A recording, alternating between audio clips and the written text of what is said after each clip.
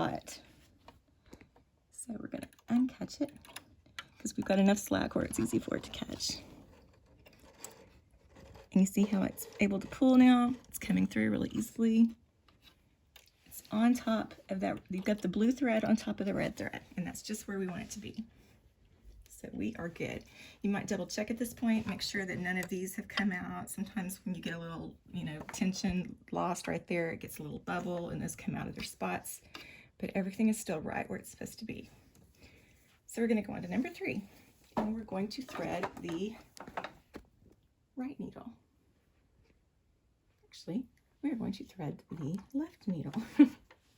Sorry. Okay. The gold path.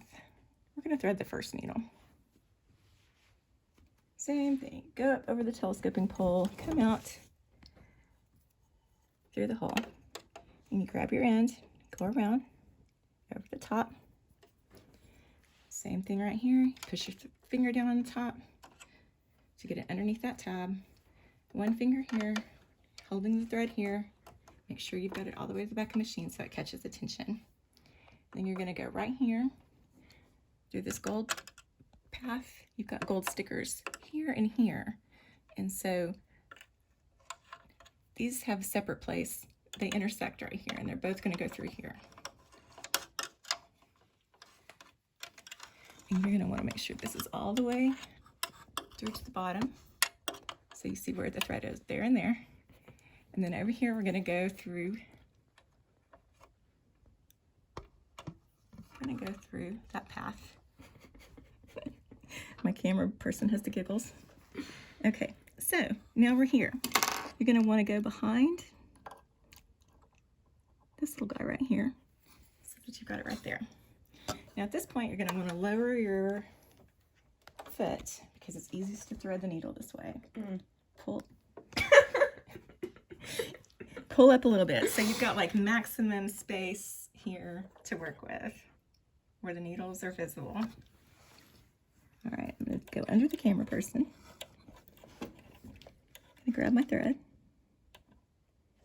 I'm going to thread the right needle. I may have to do a voiceover if I said something different earlier. Sometimes your thread splits because, you've been kind of giving it a workout, going through all these different paths. So just trim it so that you can get a nice sharp edge so that you can thread your right needle. Voila. So at this point, make sure it doesn't catch on anything right here. Thread the needle, pull it through, lift your foot, tuck it under this part right here, and it goes over here with its friends. Last one. All right, we're going to thread the left needle with green.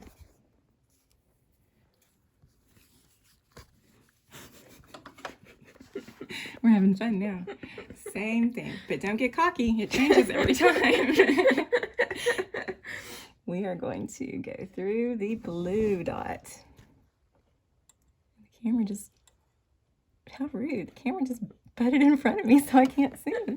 Okay, through the blue dot, around to the right, over the top. So you got this little loop on the top. Put your finger here, under that.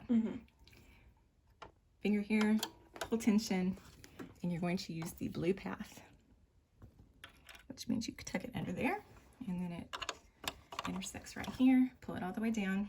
You're going to go to the left. Make sure it goes to that part at the top. And right here, you're going to jog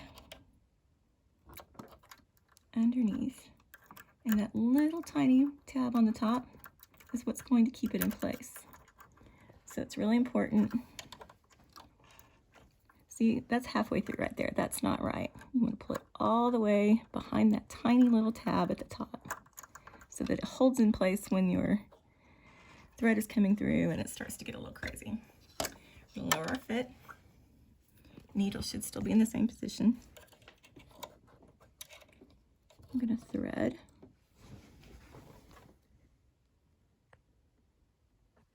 the right needle. Pull it through, making sure that it doesn't catch on any of this stuff right here. Same thing, lift your foot back up and tuck it under. Now you've got all 4 threads coming out right here. We are going to close up our machine. Say a little prayer. No, I'm just kidding. Dear female Jesus. I'm pretty confident that it's threaded right. So we're going to pop this guy back on. We're going to put our little scrap catcher back in place. Now the machine has been off to this point because safety first. So we're going to turn the machine on right here. Can I do it? Just turn it on. You can turn it off and on if you want. Off. Now we're going to turn it on. Got it plugged in. The light bulb needs to be replaced because I put the wrong one in, but you will have a light that comes on automatically when the machine is turned on. I've got my foot pedal ready to go.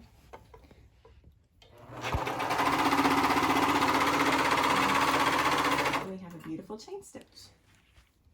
And you can see, based on the corresponding color of the thread, we've got the upper looper is red, the lower looper is blue, the left needle is yellow, and the right needle is green. And I've got a piece of fabric right here, and we will, somewhere right here, my messy bed, I've thrown everything on the bed. What did I do with my scrap fabric? I really did have some. It's black. It's hiding. We'll use one of these. It'll show up really well in here. I deserve an Oscar for this. I'm telling you. So we're ready to test it out.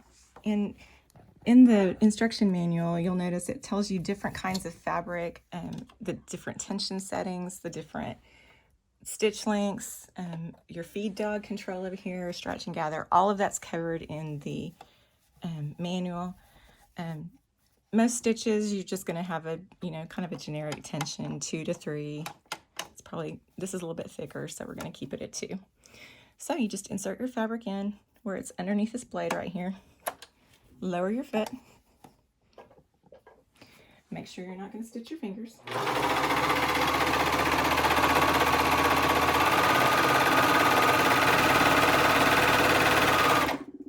Your scrap goes in there.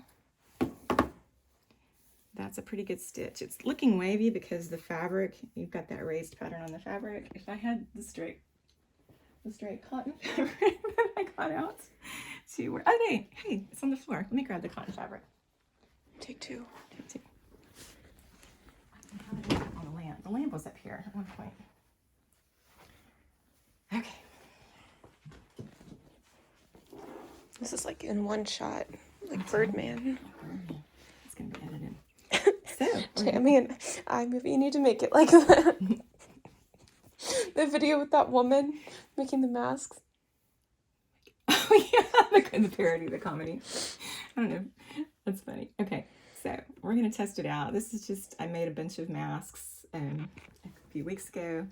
I've got some extra masks cut out here. So I don't know if that's what you bought the serger for, but in case you did, you're gonna lift. This is how I always do it. Make sure, oh, that came untucked.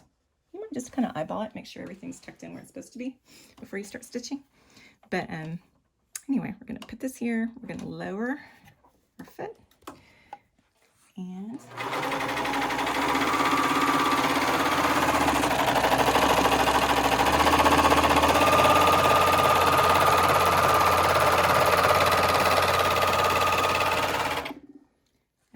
scissors. Use your teeth. That's a really, really good stitch. You can see the role of every one of the 4 components illustrated in the color of the thread. That's beautiful.